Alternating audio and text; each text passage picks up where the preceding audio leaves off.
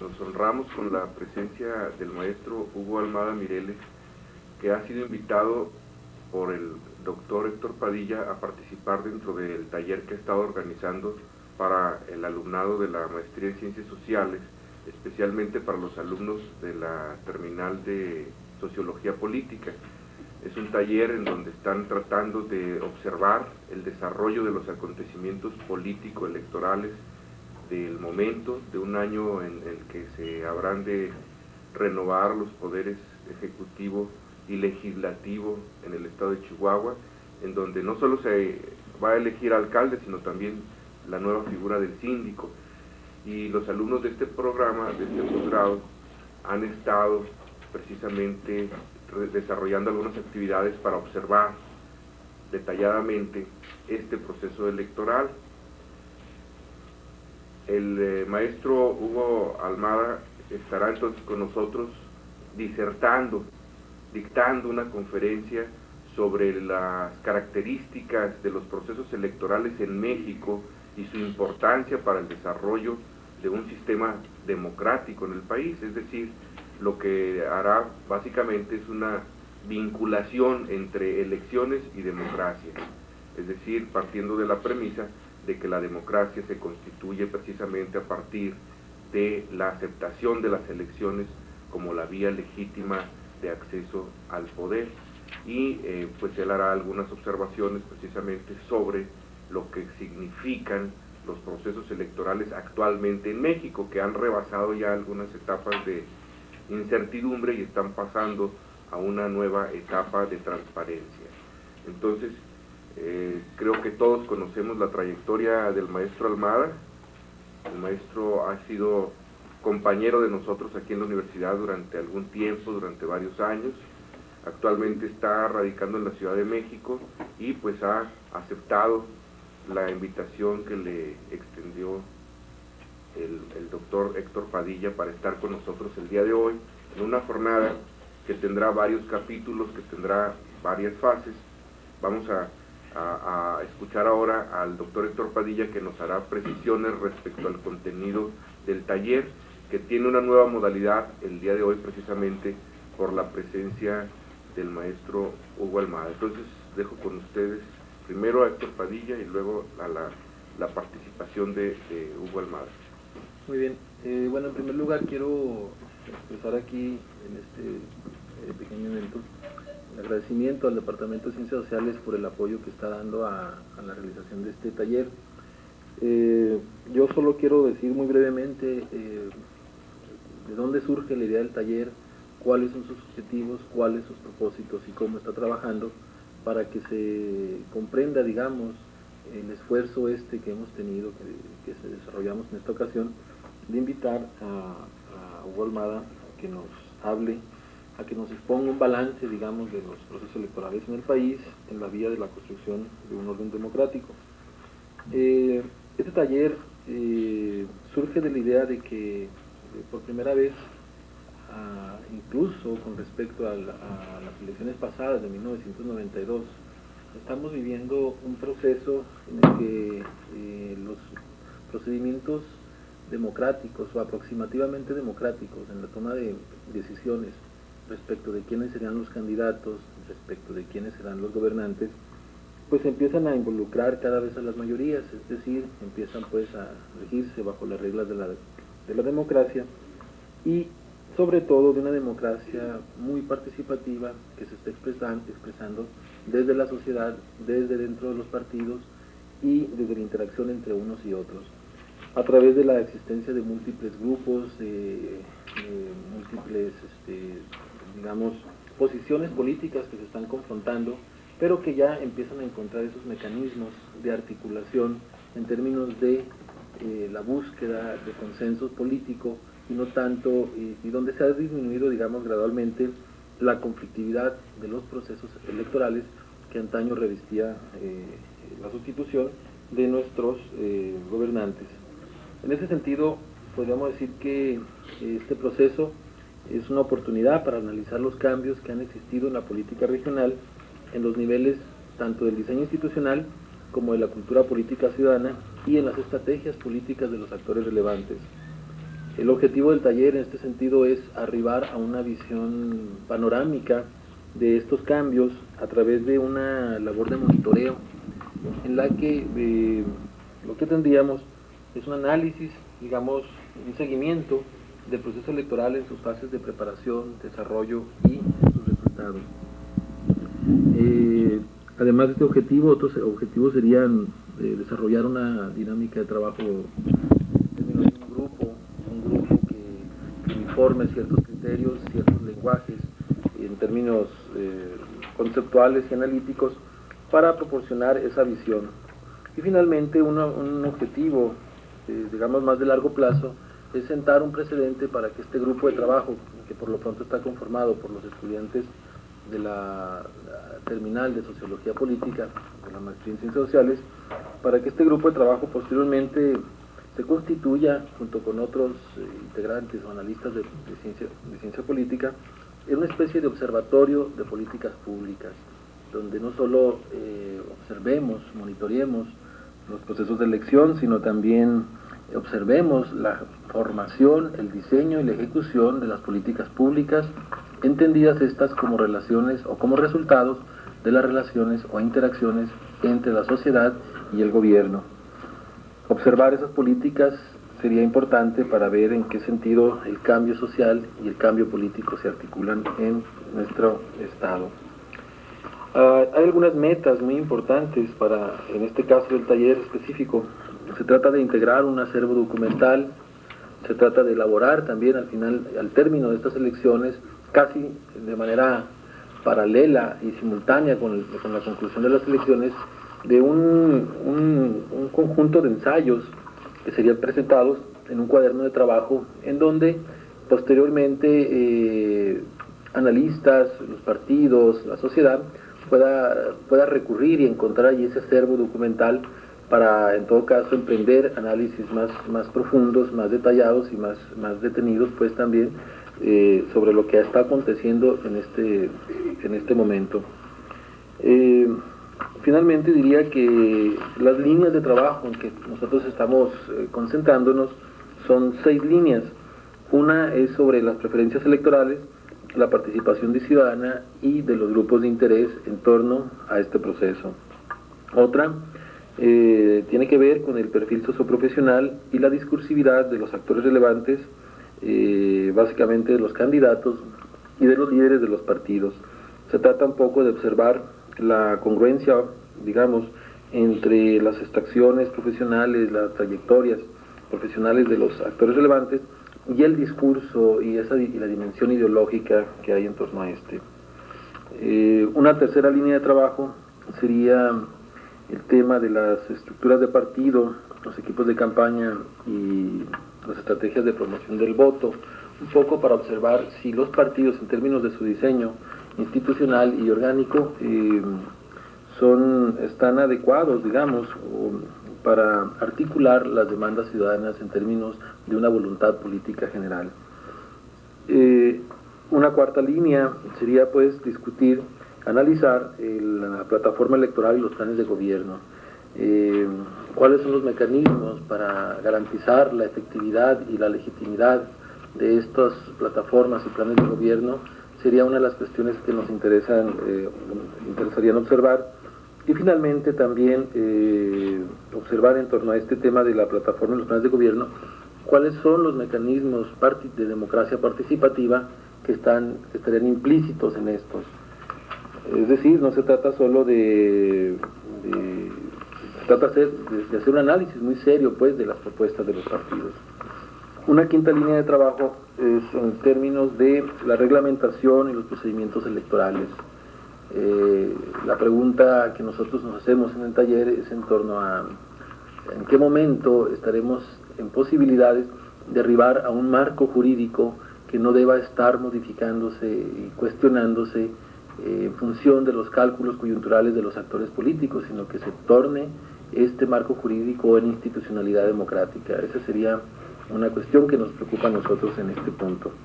Y un último punto sería analizar a los medios de comunicación, pero no solo desde la perspectiva de medios que difunden las ideas políticas, sino como actores específicamente. y como actores con los que hay que señalarlo, formarían parte de una clase política que actualmente está en proceso de constitución como una clase heterogénea, como una clase plural, en donde justamente por esa heterogeneidad y esa pluralidad observaríamos muchas estrategias de representación de la política en términos de escena y no tanto en términos de expresión de intereses concretos que se producen que están implícitos en las propuestas de los candidatos. Para discutir todo esto tenemos todo un cronograma de actividades. Este taller se organiza, se reúne cada 15 días y la idea es que se trabaje en un doble sentido. Hay sesiones donde nos reunimos nosotros para discutir internamente, los miembros del taller, todos estos elementos, y sesiones abiertas a las que nosotros consideramos es importante que acuda el público para enterarse en voz directa de los actores políticos o de los analistas de lo que se está discutiendo actualmente. En este caso hemos decidido que esta sesión, dada la importancia y la accesibilidad que hemos tenido de invitar al maestro Hugo Almada, pues hemos pensado en que toda la sesión deberá ser abierta al público. Y bueno, explicando esto, me gustaría pues darle la palabra a Hugo Almada para que él conduzca a partir de este momento todo lo que continúa del taller. Y además, bueno, quiero darle las gracias de antemano a Hugo por su aceptación. Muy buenos días. Primero, me da mucho gusto estar con ustedes. Yo haría dos aclaraciones para la presentación de la charla. Una primera es que, bueno, dado que somos poquitos y que esto facilita de alguna manera las cosas,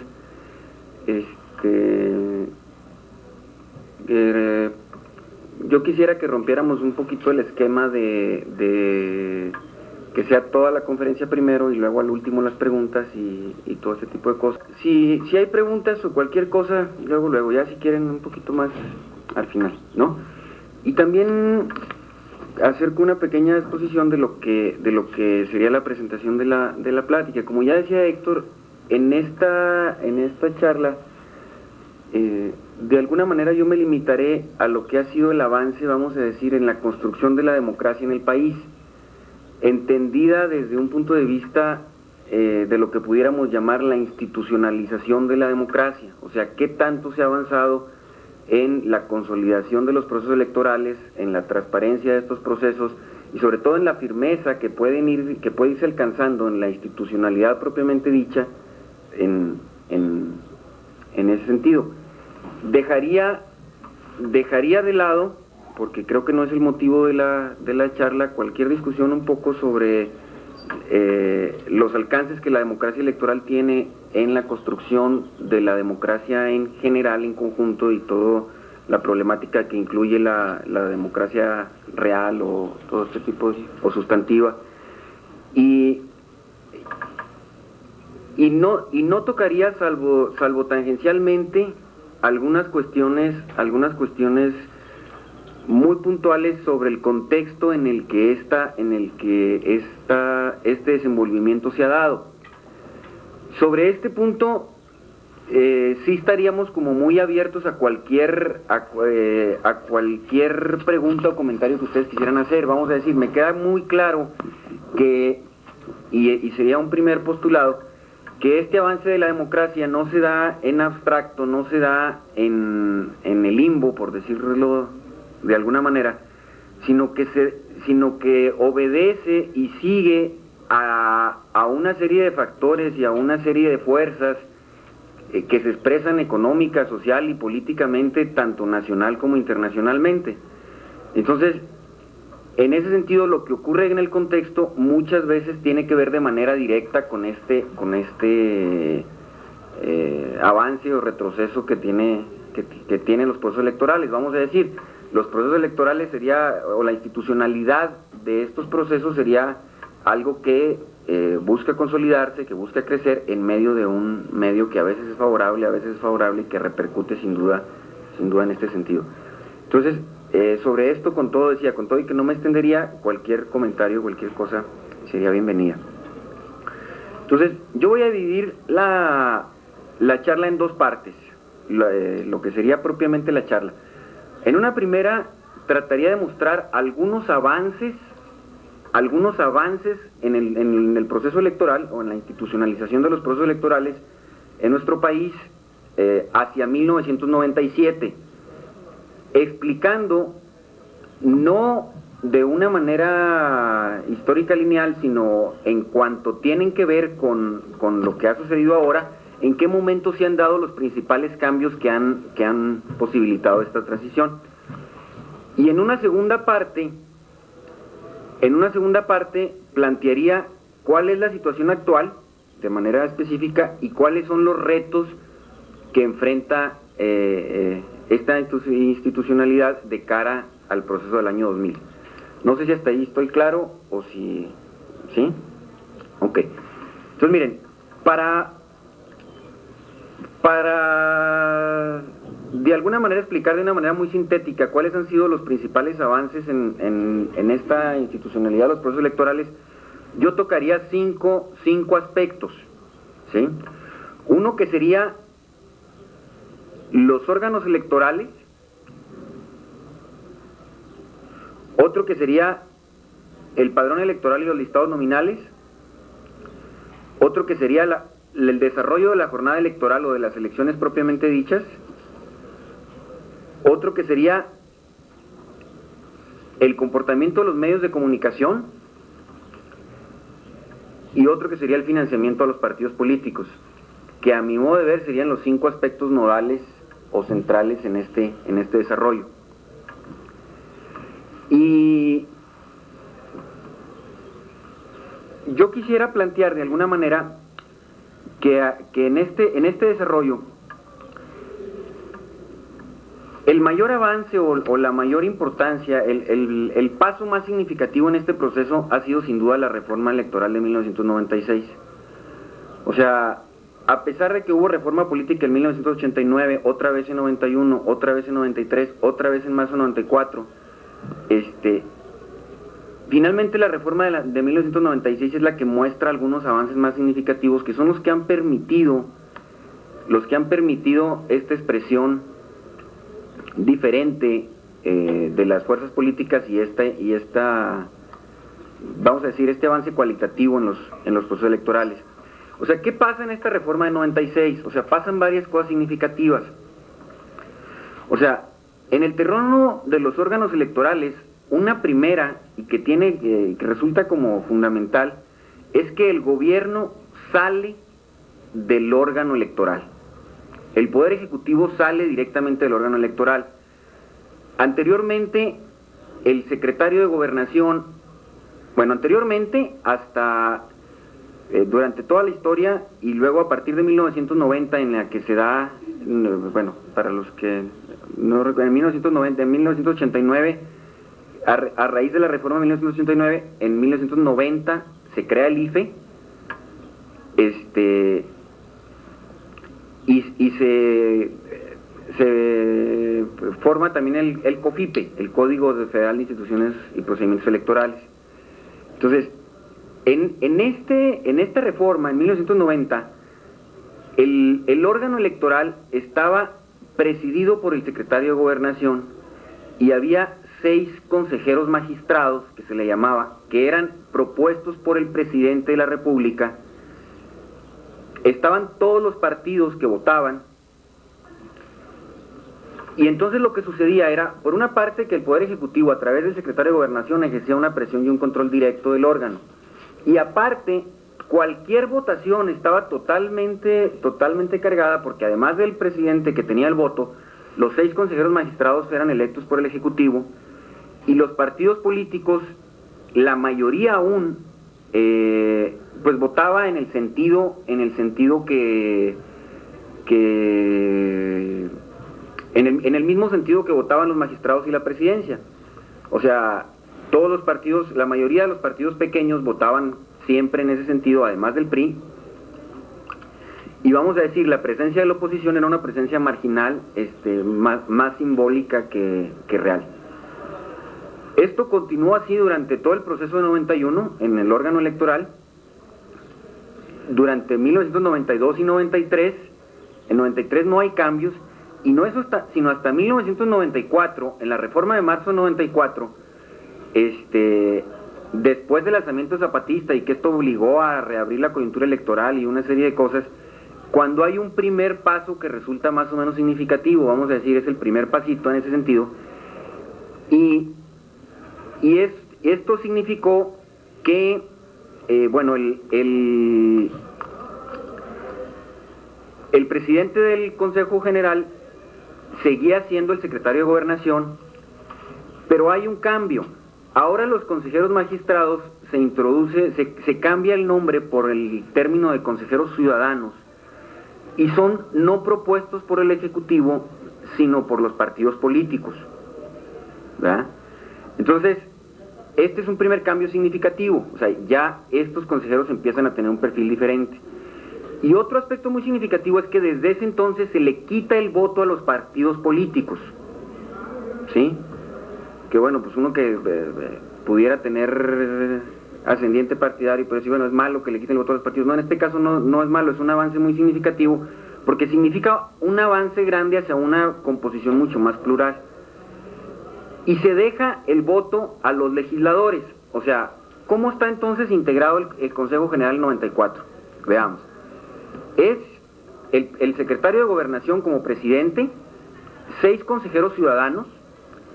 Si alguno de ustedes lo recuerda, los consejeros ciudadanos más significativos de aquel entonces fueron Santiago Krill, José Agustín Ortiz Pinchetti, Miguel Ángel Granados Chapa, bueno, era José Woldenberg, ahora presidente, Fernando Certuche, y el último se me escapa.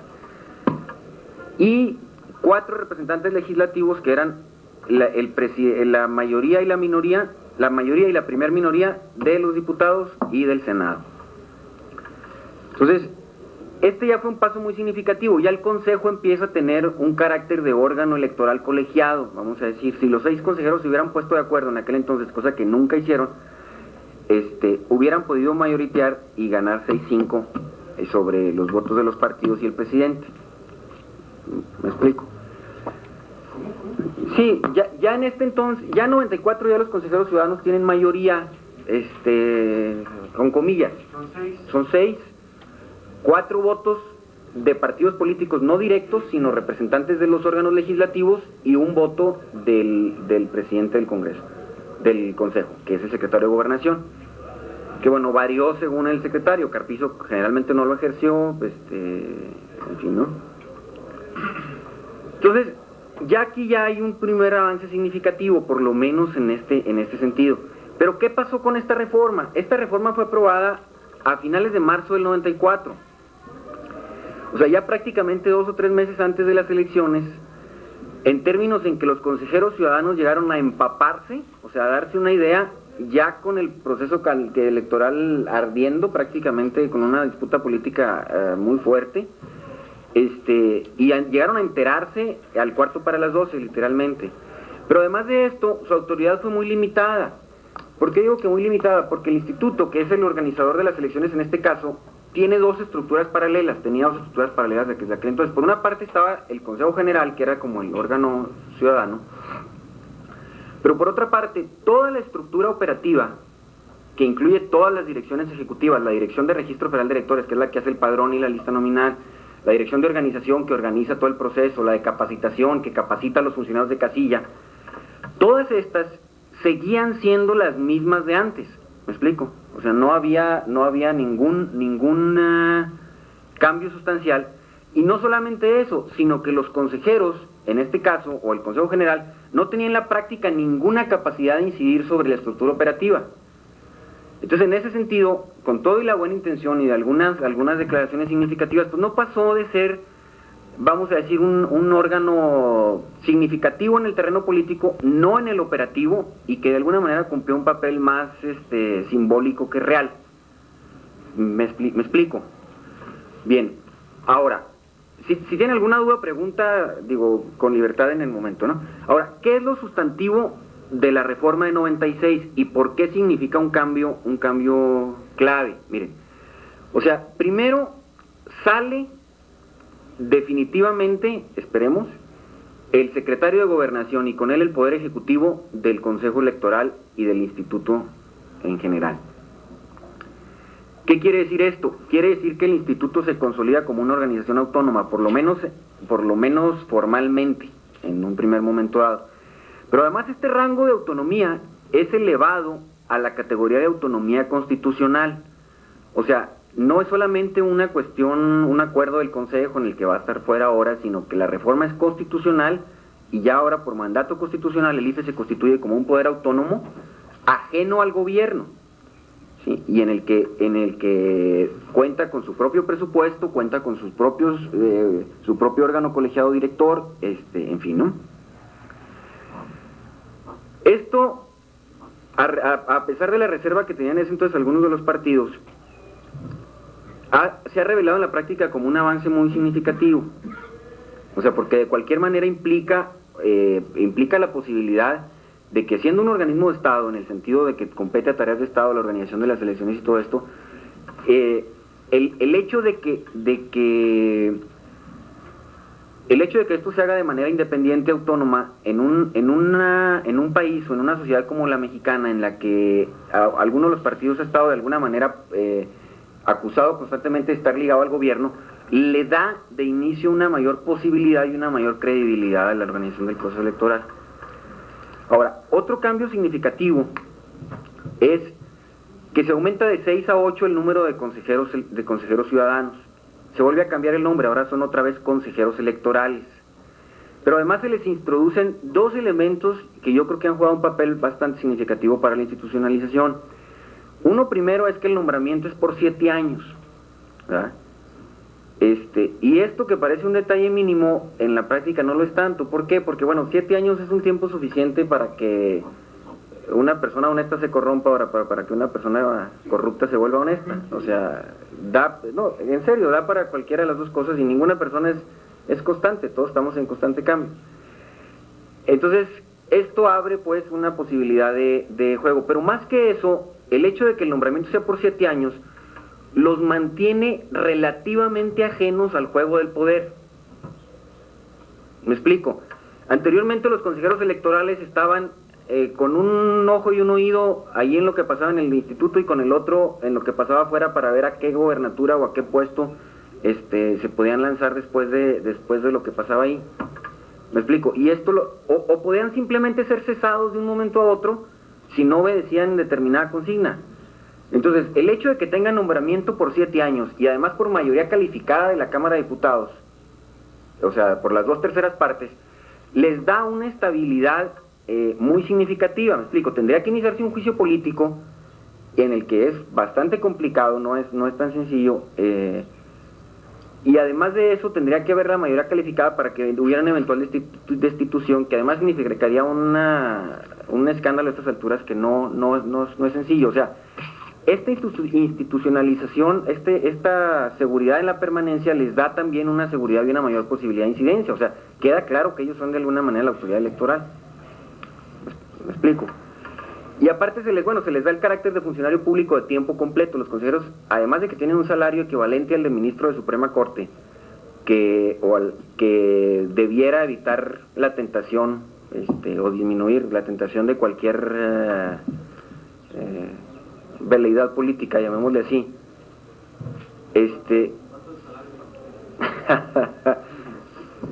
El del Suprema Corte, ganan como más o menos libres.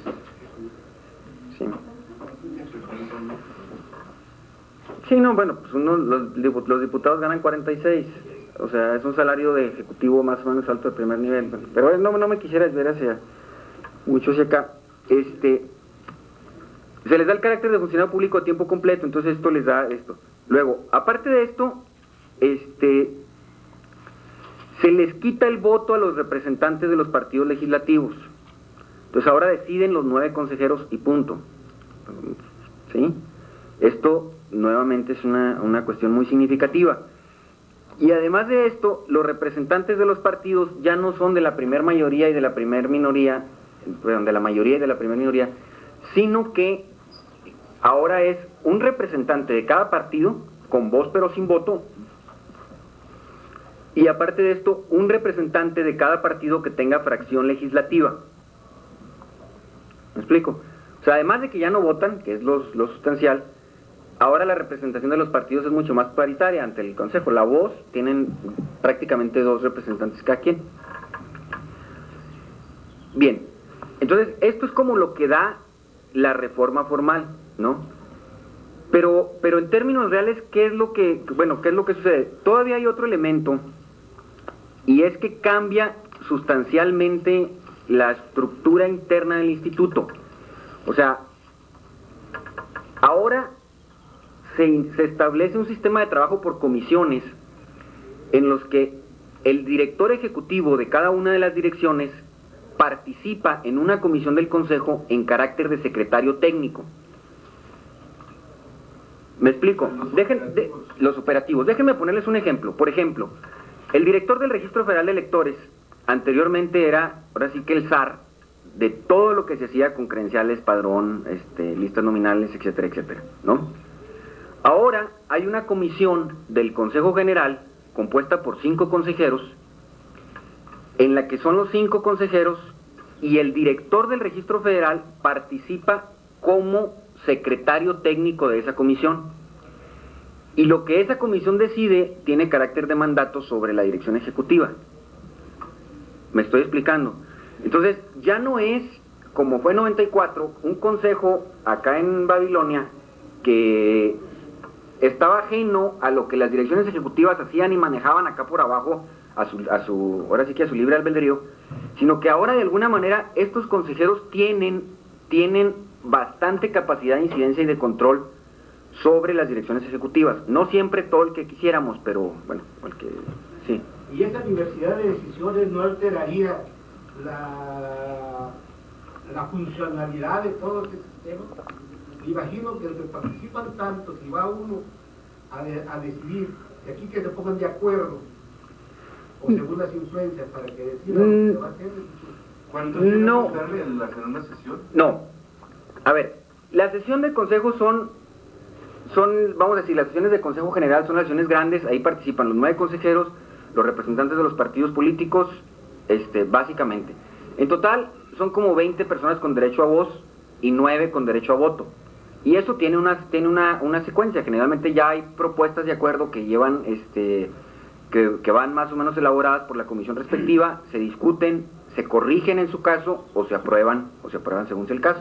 Esto es en las sesiones de consejo, ahí se toman las decisiones grandes, por decir de alguna manera significativas. ¿Y quiénes son la reestructuración? Ajá, en la reestructuración, lo que sucede... Perdón, en la funcionalidad de la ejecución, antes se decía, uno tomaba decisiones. O sea, a mí me llega todo, ¿verdad? La información de tomada resolución de las partes de arriba, ¿verdad? Entonces, se va a hacer, supongamos, el listado o lo que sea, ¿no? Entonces yo soy el responsable.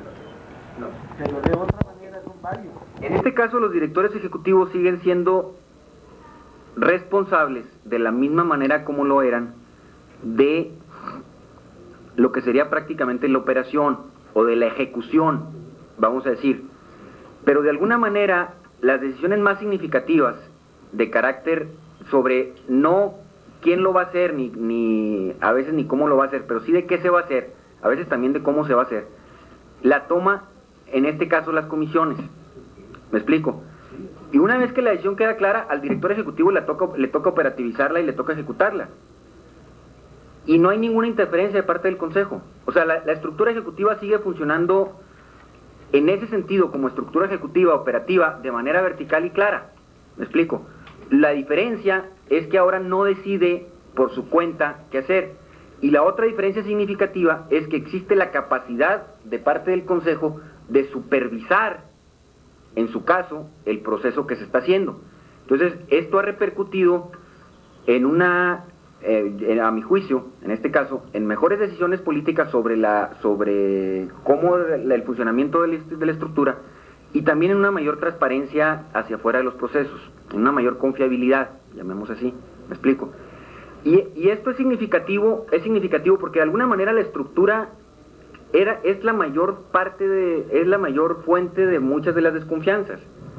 O sea, desconfianza ganada a pulso, no gratuita en muchos de los casos, ¿no? y que de algunas maneras también, de manera muy injusta, involucra a toda la estructura o a gran parte de los funcionarios, cuando que en realidad estos no serían en su caso responsables. Una ¿Me pregunta, explico? Ajá. ¿Quiénes son ahorita los consejeros electorales? Los consejeros, son 9 consejeros. El presidente es José Woldenberg, luego es Jacqueline Pechard, que es la única mujer, José Barragán, Mauricio Merino, Juan Molinar, Alonso Lujambio, Jesús Cantú, Emilio Cebadúa y Jaime Cárdenas. ¿Y ellos están electos por cuánto? ¿Por 7 años? Por 7 años. ¿A partir del 96? A partir del 96. ¿Hasta el 2003? Terminan con la conclusión del proceso electoral del 2003. ¿Sí? Y para allá, y justamente con tu pregunta, Héctor, yo iba precisamente para ese punto. Ahora, todo esto que estoy diciendo, ¿en qué estriba el significado? Vamos a decir, porque la reforma, las buenas leyes y las buenas intenciones, si no hay voluntad política, a veces no son suficientes. ¿Me explico? Yo creo que esto es algo que todos lo hemos constatado. O sea, lo que pasó en esta reforma es que durante la primera etapa de la reforma, después del proceso 94, durante todo el proceso que se siguió del seminario del Castillo de Chapultepec, donde se pusieron efectivamente de acuerdo los partidos, y en el nombramiento de este consejo hubo consenso de los partidos políticos. Es decir, este consejo se nombró por consenso en este entonces de los 4 partidos políticos antes del rompimiento de la reforma. Entonces, este hecho de que haya sido por consenso le dio un perfil muy significativo al consejo. Por una parte son gentes con un perfil académico muy alto y una capacidad de discusión. Hay varios que son doctores o gente con mucha experiencia en el área de las ciencias políticas. Y por otra parte también un equilibrio de fuerzas políticas real.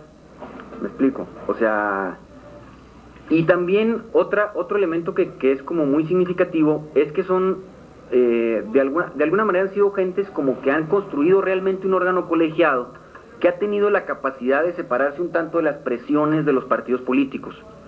O sea, observamos, por ejemplo, en todas las votaciones del proceso 97, la mayoría de las decisiones por consenso, y en el resto de las decisiones no se ve lo que a mi modo de ver resulta otro elemento significativo en este proceso. No se ve una constante de algunos consejeros que hayan votado siempre por el PAN, siempre por el PRI, siempre por el PRD. ¿Me explico? O sea, hay, dependiendo del punto y del tema en discusión, muchas de las veces votos aparentemente sorpresivos, con gente que no está de acuerdo en determinado punto o en determinado... O sea, lo que va constituyendo poco a poco un órgano autónomo e independiente. No sé si me estoy explicando. Y otra de las cosas significativas es que, vamos a decir, la mayoría de los consejeros han integrado en este caso una posición como firme en este sentido, o sea, como de avanzar, vamos a decir. Yo pienso personalmente que es un consejo que en sí mismo constituye una novedad histórica en el país, o sea, en la medida en que no es un consejo que reciba alineamientos, que reciba instrucciones, de alguna manera como habían sido órganos electorales anteriores, sino que de alguna manera el hecho de que se constituya precisamente como un órgano colegiado, independiente y con voluntad y ganas de trabajar, o sea, le da otro sentido al instituto. No sé si me estoy explicando. Entonces, significa una forma de trabajo diferente y ha significado en la práctica también, la posibilidad de ir ejerciendo una mayor supervisión sobre varias de las áreas del instituto. A mí me ha tocado de alguna manera coordinar el trabajo de campo del Consejo General, las investigaciones de campo del Consejo General y varias investigaciones, o sea, varias de las investigaciones del Consejo General. Me tocó en suerte, por ejemplo, coordinar la investigación sobre la revisión del padrón electoral, sobre la primera etapa de capacitación de los funcionarios de casilla, sobre la calidad misma de la jornada electoral y finalmente sobre los funcionarios de casilla que realmente estuvieron en la jornada. Entonces, esta serie de cosas, aunadas a muchas otras, le han dado al Consejo la posibilidad real de darse cuenta cuál es la operación real que se efectúa al interior de la estructura operativa de las juntas, de las vocalías, y cuál es la calidad del proceso electoral que se está haciendo, y de tomar las medidas adecuadas en ese sentido, de darse cuenta, bueno, los principales problemas que se nos presentan son estos, la jugada va por aquí, tenemos que poner el acento o el punto en este y en este y en este punto para que el proceso se vaya dando de mejor manera. ¿Puedo hacer un contraste? Claro. Con respecto al estado de Chihuahua? Concretamente en el caso de Juárez, en la actualidad lo que está sucediendo es que se eligieron nuevos consejeros ciudadanos. Aquí tenemos uno que es suplente, se llaman precisamente ahora consejeros electorales, pero la preocupación de algunos partidos es que muchos de los consejeros llegan por primera vez al cargo en esta ocasión, no tienen experiencia en jornadas anteriores, están de hecho partiendo de cero, y el temor, por ejemplo, de Carlos Angulo, que es representante del PAN en la Asamblea Municipal, es que lo que no ha cambiado son los funcionarios operativos. Los funcionarios operativos en su mayoría o en un buen número son del PRI. Entonces dice, ¿yo cómo voy a saber, cómo voy a asegurarme de que estos consejeros electorales nuevos, sin experiencia, inclusive el presidente y el secretario son nuevos, removieron a Marte Corona, ¿cómo voy a saber si estos nuevos consejeros, sin experiencia, pueden supervisar el trabajo de los operativos? Ese es el dilema, claro. Que el segundo que tú planteas en el IFE no se da a tal grado, precisamente porque ya los consejeros encaran directamente a los operativos, ¿no? Yo quiero, sobre eso, el secretario que acaba de renunciar, que era de mencionar como gente de chofer, pero tenía experiencia, pero hubo presiones del secretario ejecutivo. Del secretario ejecutivo para que se saliera. Ok. A ver, déjenme, si quieres, bueno, de una vez y... Bueno, en ese sentido, ¿qué relación guardan los institutos estatales con el Instituto Federal? Ok, va. A ver, un comentario. Sobre lo de Chihuahua, la segunda parte del taller, si su paciencia aguanta, digo que esperemos que sí, está preparada como para que ustedes mismos trabajen un poco, o trabajemos, sobre el aspecto de las elecciones en Chihuahua. Entonces yo no quisiera ahorita como meterme a esto, porque aparte que me saca de tema, hay un tiempo específico para esto. Ahora, y bueno, aprovecho para contestar tu pregunta. Los institutos electorales son independientes del Instituto Federal, no tienen aparentemente ninguna relación, excepto en este caso el padrón electoral que lo proporciona el Instituto Federal. Y hay toda una discusión de que si hay duplicidad o no de funciones, que si resulta más caro que hacerlo doble, que sencillo. Efectivamente sí es así, y yo pienso que a mediano plazo van a tenerse que hacer una de las dos, o que los organismos estatales organicen la federal, o que el federal también organice las estatales, pero esto es a mediano plazo, no está ahorita nuestra perspectiva, por lo menos de aquí al 2000, ¿me explico? Sí, bueno. Yo creo que esos detalles tan importantes que se lograron en la formación y operación del IFE a nivel nacional, como por ejemplo el que hayan sido elegidos todos los consejeros por consenso, el que haya logrado empezar a participar directamente en el nombramiento y supervisión de los operativos, ¿verdad? Pues es muy importante que se pueda mostrar en ese detalle a los órganos estatales. O sea, que esa elección, ¿verdad?, se fuera haciendo, pues viendo la forma de ponerlo que se llevara a cabo también en los órganos estatales. Creo que valdría la pena que se difundiera eso, ¿verdad?, para que los partidos y todo eso fueran tomando conciencia del impacto que tiene eso ya en la realidad, ya en el desenvolvimiento de las elecciones. Porque eso es muy claro, aquí los consejeros no se van a poder involucrar con los operativos, que muchas veces los operativos tienen años y los mandan por un tubo a los consejeros, pues tú sabes cómo Así es, por eso es tan importante. De los 5 a 7 años, y prácticamente, salvo algún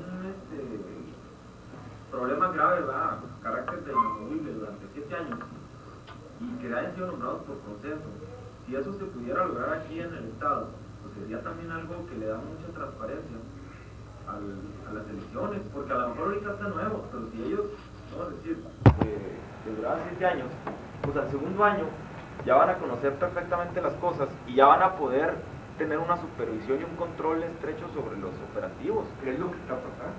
Así es. Allá sí, pero aquí no. Sí, oye, por eso es tan importante lo que está diciendo, ¿no? Para compararnos como un espejo, ¿no? Aquí, lo que tenemos aquí, lo que ya se da allá. De hecho, bueno, un poquito solo reafirmando lo que ustedes comentan. Sin duda, el proceso de aprendizaje de los consejeros en este tiempo ha sido increíblemente acelerado. O sea, de noviembre de 96 que entraron ahorita, su conocimiento de los procesos electorales, del manejo, tanto por el hecho de estar ahí como porque están de tiempo completo, que sería otro elemento que habría que agregar, es muy diferente, ¿no? Ahora, el mismo carácter de los consejeros ya tiene mucho significado. Vamos a decir, gente como Juan Molinar, por ejemplo, ya había sido director ejecutivo del instituto y tiene una experiencia política, estudios sobre el problema de Chihuahua en 86, y desde aquel entonces una trayectoria y una experiencia política muy significativa. Jesús Cantú fue director del periódico El Porvenir de Monterrey, director del periódico El Noroeste de Culiacán, y como director de periódico durante mucho tiempo estuvo presente en muchas de las observaciones y de las cosas más significativas a nivel electoral. Tiene también una experiencia de cómo se hacen las cosas muy significativa. Emilio Cebadúa es doctor en Ciencias Políticas de Harvard, o sea, además de la experiencia que tiene acá. Alonso Lujambio es doctor en Ciencias Políticas de Yale, o sea, Mauricio Merino también es doctor en Ciencias Políticas, no sé de dónde, también tiene una experiencia muy significativa, igual que Jacqueline. O sea, es un consejo con un perfil de gentes, bueno, el mismo José Woldenberg pues es muy conocido desde Jacqueline Pechar, o sea, son gentes que no se chupan el dedo, por decirlo en términos coloquiales. Me explico. Entonces, sí, y precisamente que una vez que entraron, pues empiezan a darse cuenta de las cosas y empiezan a ver cómo están las cosas. Ahora, este proceso no ha sido exento de contradicciones. Evidentemente ha sido un proceso en el que se logra consenso y luego hay otra vez tensión de una estructura acostumbrada a hacer las cosas de determinada manera, y tensión también de fuerzas en este caso muy significativas, que se niegan y se siguen negando a que este proceso avance. Me estoy explicando. Es un proceso que se da en vamos a decir, inmerso en el proceso de democratización que vive la sociedad, no se da de una manera químicamente pura y aislada, pues, por decirlo de alguna manera, ¿sí?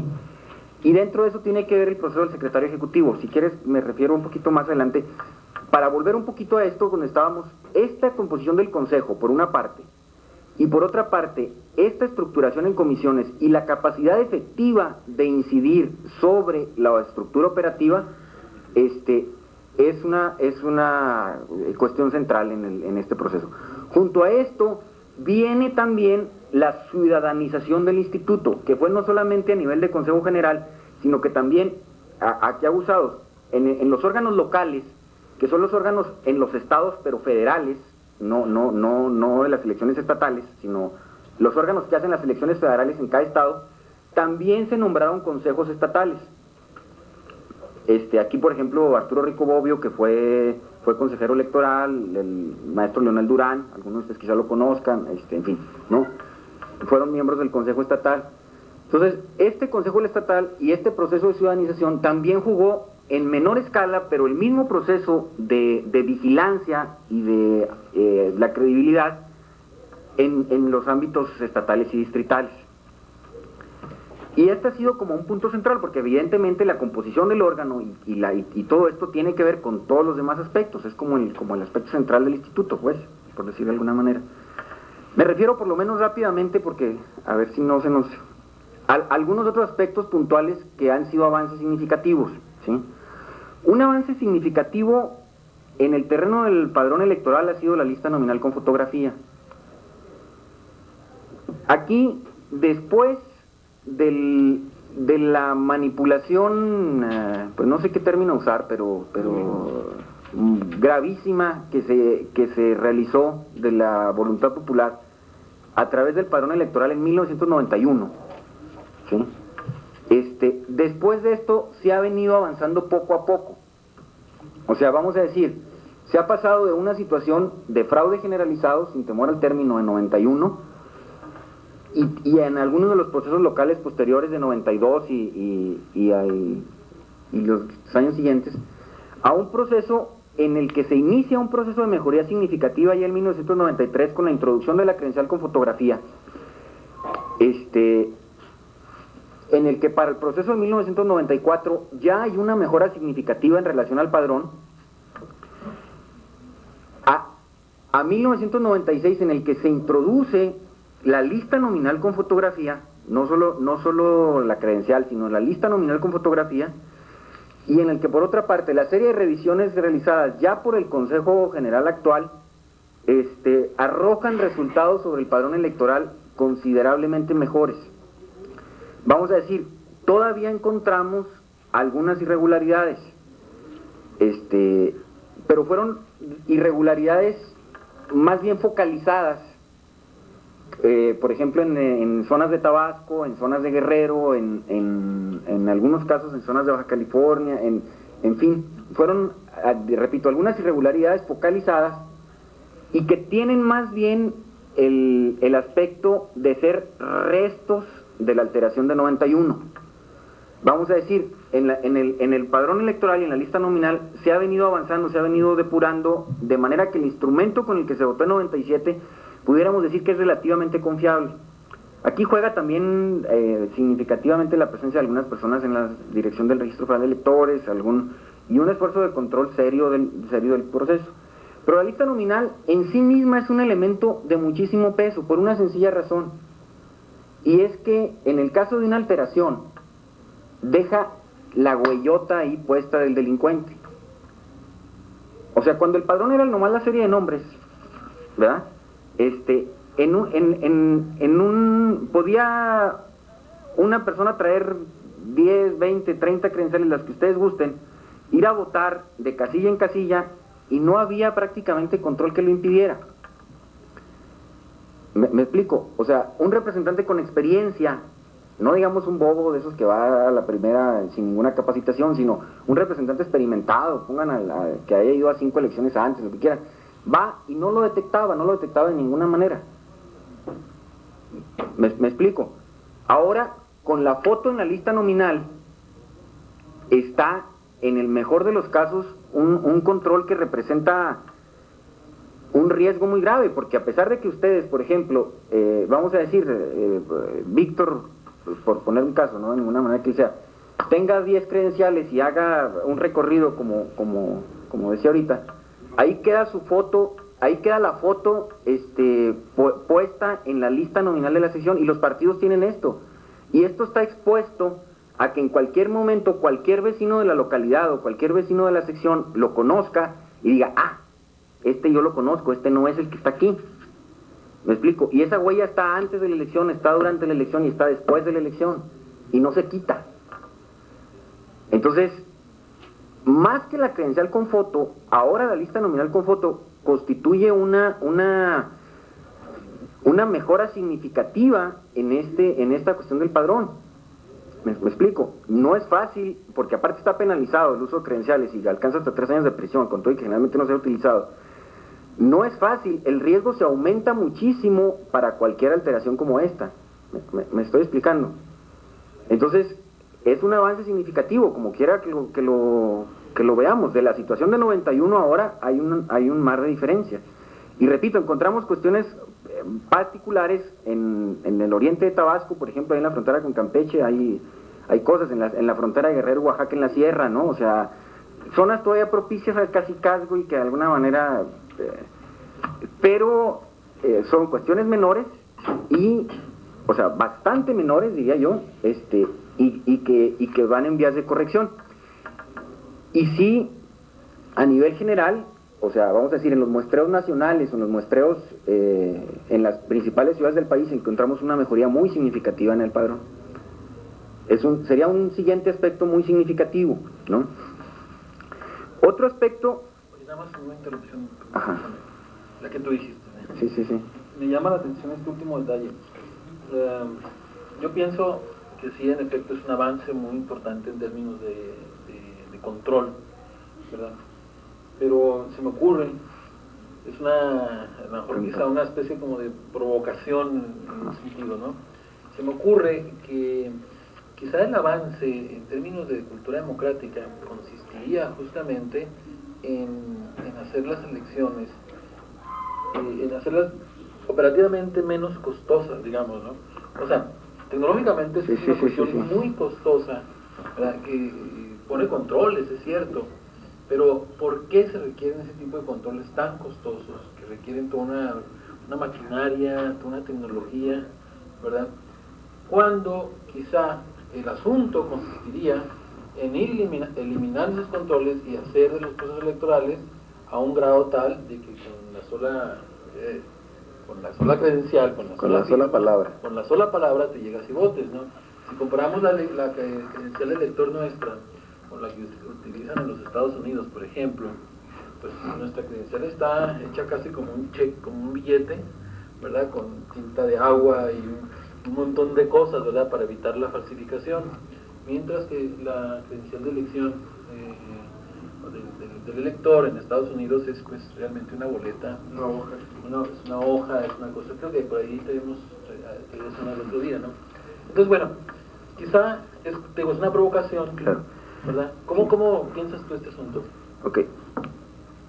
Yo no entraría en los porqués, porque esto nos llevaría mucho rato. Yo creo que uno de los porqués muy claros lo acabo de decir al señalar la alteración de 91. Ajá, sí, si fuera el tema, ahorita yo les pudiera explicar exactamente cómo se hizo esa alteración. Me explico, la de 91. O sea, no con... Pero sin ir muy para atrás, creo que parte del problema viene de aquí. O sea, que la desconfianza en este caso no ha sido gratuita y alcanzar la democracia en México ha sido un proceso costoso, pues por la historia misma del país, como tú mismo decías. Ahora, por la desconfianza. Sí. Ahora, yo estaría totalmente de acuerdo en que las elecciones son costosas y en un país pobre como México, en este caso, bastante costosas. Creo que aquí habría que señalar dos cosas. Una, que ya de alguna manera el Consejo General actual y el Instituto actual tienen de alguna manera conciencia de esto, vamos a decir, y de alguna manera el presupuesto de 98 es el más bajo en términos reales que ha tenido el Instituto, ¿verdad? O sea, es una primera instancia. Las comisiones de administración, de Contraloría, ya están haciendo un ejercicio. Y también se trata de transparentar. Esto me referiría un poquito más adelante, si me lo permiten más específico. Pero la otra cuestión es que aquí, vamos a decir, es una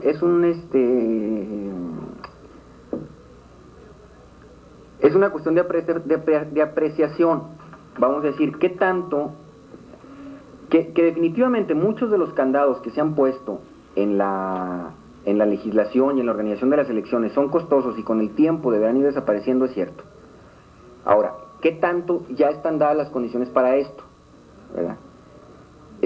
Y aquí hay una situación paradójica, y es que la misma, vamos a decir, la misma gente que de alguna manera realizaba este gasto extraordinario, ahora es la que aduce el costo de la operación o y que pide que ya se quiten los candados, que ya se logró la confiabilidad y la credibilidad, ¿no?